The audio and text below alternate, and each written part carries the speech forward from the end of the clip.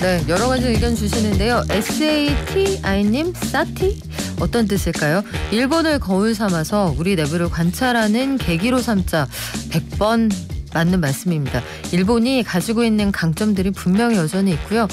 히든 챔피언 이런 책들 보시면 일본만 가지고 있는 기술들이 분명히 있거든요. 우리가 기술을 무기 삼지 못하게 스스로 돌아보는 그런 계기가 되기도 할 것 같고요.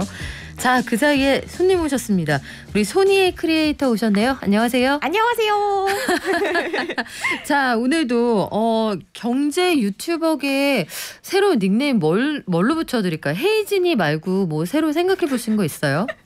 헤이진이 오늘까지는 경제 유튜버계 헤이진이로 할게요. 경제 비타민 어떨까요? 경제 비타민. 오늘도 비타민 컬러로 쫙. 안 그래도 제가 들어왔는데 비타민 컬러 입고 오셨네요 하시더라고요. 그래요. 우리 어렸을 때 한 개에 50원씩 주고 사 먹던 그 동그란 그것과 같은 색깔로 착장을 하고 오셨는데 오늘은 직장인들에게 그리고 개인 사업자들에게 참 중요한 세금 관련 비타민 같은 소식을 가지고 오셨어요. 종합소득세 신고해야 되는 분들은 이번 달에 신고해야 되는 거죠? 맞습니다. 그러니까 5월 1일부터 31일까지 종합소득세 신고 기간인데요. 개념 간단하게 정리해드리면 종합소득세는 1년 동안 개인에게 발생한 이자, 배당, 사업, 근로, 연금 등 다양한 소득을 종합해서 우리가 과세하는 세금을 얘기를 합니다. 지금이 신고 기간인 거죠.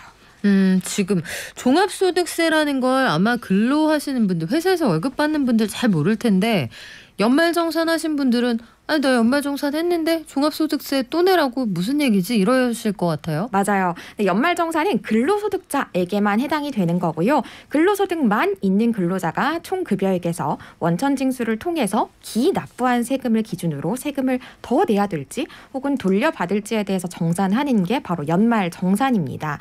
그런데 이 종합소득세는 근로소득뿐만 아니라 그 외에 다양한 소득을 포함하고요. 소득이 하나만 존재하는 게 아니라 다양하게 존재하는 경우에는 이 종합소득세를 신고를 하셔야 되는 거죠.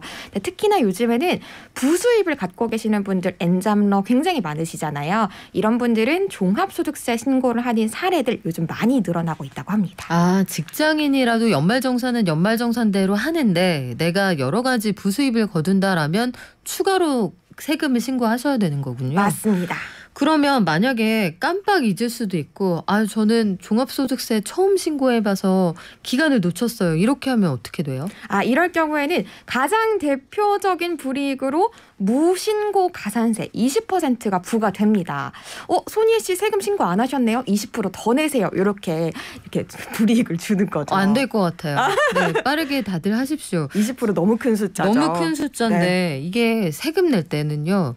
일단 말이 너무 어렵고 이 클릭 하시면 세무서에 가서 해보신 분들도 계실 거고 맡겨보신 분들도 계실 텐데 어렵단 말이에요. 네. 이거 수수료 물고 그 세무서한테 맡기는 분들도 많을 텐데 그쵸. 비싸요. 맞아요. 몇십만 원 비용을 치르셔야 되거든요. 나 혼자서 잘할 수 있는 방법 좀 알려주세요. 일단 홈택스에 신고 도움 서비스라는 기능이 몇 해 전부터 생겼습니다.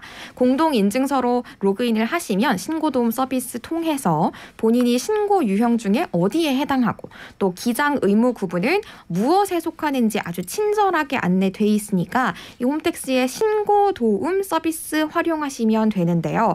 사실은 제가 뒤에서 단순 경비율이랑 기준 경비율의 개념을 좀 정리를 해드릴 텐데 이걸 설명드리기 전에 좀 정리를 해드리면 단순 경비율에 속하신다면 비교적 이름 그대로 조금 구조가 단순해요. 그래서 홈택스에서 하시기도 편하지만 기준 경비율에 속하신다면 구조가 조금 복잡할 수 있어서 이때에는 조금의 수수료를 부담을 하시더라도 세무사 사무실을 이용하시는 게 조금 더 편하실 수 있습니다. 일단 지금 말씀하셨는데 단순 경비율, 기준 경비율 가운데 내가 어느 쪽에 해당이 되는 사람이냐. 일단 저도 제가 어떤 사람인지 잘 모르겠거든요. 네. 어떤 사람이 단순한 사람입니까? 이 단순 경비율이랑 기준 경비율에 어디에 속하느냐. 요거는 본인의 소득이 얼마냐에 따라서 결정이 되는 건데요. 귀속 연도의 직전 연도가 기준이 됩니다. 그러니까 쉽게 얘기해서 올해가 22년도 5월에 종합소득세 신고를 하는 거잖아요. 이때 납부하는 건 21년도가 귀속 연도입니다. 이 귀속 연도인 21년도의 직전 연도는 20년도가 되는 거고요. 이 20년도의 소득이 얼마냐에 따라서 현재 납부하는 그 세금이 단순 경비율이냐 기준 경비율이냐가 나뉘게 되는 거예요. 조금 더 설명을 드려보자면 귀속 연도의 직전 연도, 즉 올해 기준으로는 20년도의 소득이 2,400만 원을 초과하느냐 하지 않느냐에 따라서 2,400만 원을 초과한다면 기준 경비율, 초과하지 않는다면 단순 경비율을 적용받게 됩니다. 아, 그렇군요. 그러면 간단하게 이렇게 생각을 해볼게요. 지금으로부터 2년 전에 네. 내가 연간 2,400만 원 이하로 벌었느냐 이상 벌었느냐. 맞습니다. 그걸 기준으로 보시면 된다고 하는데 공제를 잘 받는 게 보통 중요하잖아요. 그렇죠. 여기에서는 꼼꼼하게 챙겨야 될 게 어떤 게 있습니까? 사실 가장 중요한 건 바로 인적 공제입니다. 세무 전문가들이 항상 강조하는 게 비용 처리 아무리 잘하는 것보다도 인적 공제 한 명 잘 받는 게 훨씬 낫다. 이렇게 강조를 항상 하거든요.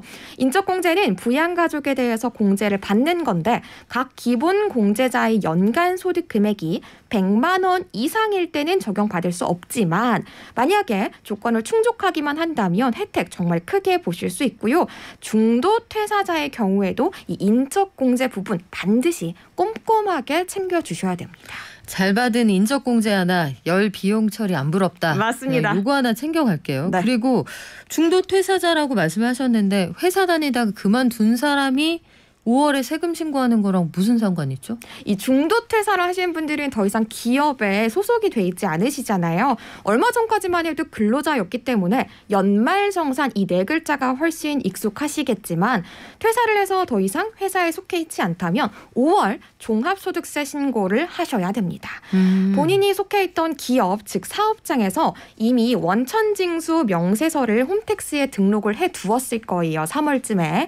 이 내역에 따라서 5월 종합소득세 신고 기간 동안에 소득공제, 세액공제 요 내역들에 대해서 하나하나 입력하시고 세금 신고를 하셔야 되는데요. 단 22년도 5월에 신고하는 세금은 21년도의 소득에 대한 세금 신고잖아요. 그러니까 만약에 올해 초에 퇴사를 하셨다면 올해 5월에 신고를 하시는 게 아니라 내년에 하시는 거고요. 그리고 올해 내에 다른 기업으로 이직을 하신다면 해당 기업에서 연말에 평소에 하시던 것처럼 연말정산을 그 전 기업 것까지 한꺼번에 하실 수 있습니다. 종합소득세 신고할 때 그런 분들 주변에 계세요. 야, 우리 그때 결혼식 갔었는데 그 청첩장 어디 갔지? 이런 거 찾으시거든요.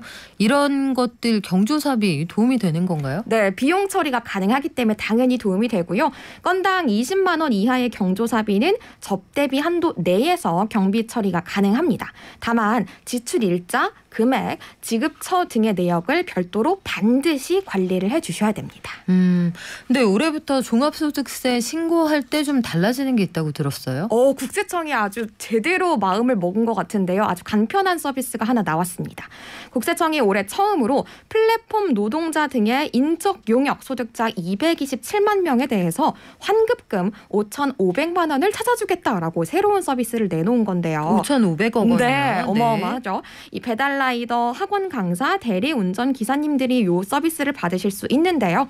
쉽게 얘기해서 이 서비스의 혜택을 받으실 수 있는 분들은 홈택스 홈페이지에서 본인의 계좌번호만 입력하시면 다른 것 아무것도 안 하셔도 세금을 환급 받으실 수가 있는 겁니다.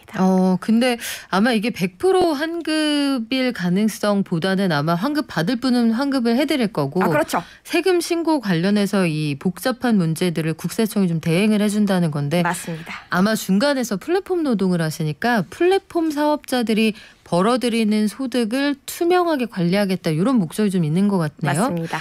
자, 이거 편리한 서비스가 될 것 같기는 한데 어떤 분들이 이런 서비스 이용하실 수 있습니까? 네, 이 서비스는 단순 경비율 적용 대상인 인적 용역 소득자면서 수입 금액이 20년 귀속 2,400만 원 미만, 21년 귀속 7,500만 원 미만의 소득이 있으신 분들이 이 서비스 적용받으실 수 있는데요.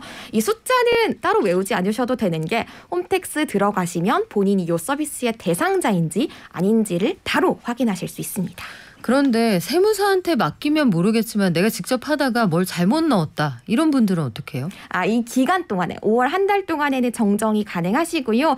이 신고 기간 내에 오입력했다거나 혹은 추가로 신고해야 될 게 있다. 그러면 이 신고 내역을 철회를 하셔서 처음부터 진행하시면 됩니다. 철회 싫어요. 처음부터 잘할래요. 이거 되게 사실은 좀 복잡하기는 해요. 학습을 좀 해보셔야 되고. 맞아요. 이 미리 보기 있죠. 이거 세무서 가시면 거기 도와주시는 직원들이 계시긴 하거든요. 맞습니다. 월말 쪽으로 가면 너무 붐비니까 미리 가시고요.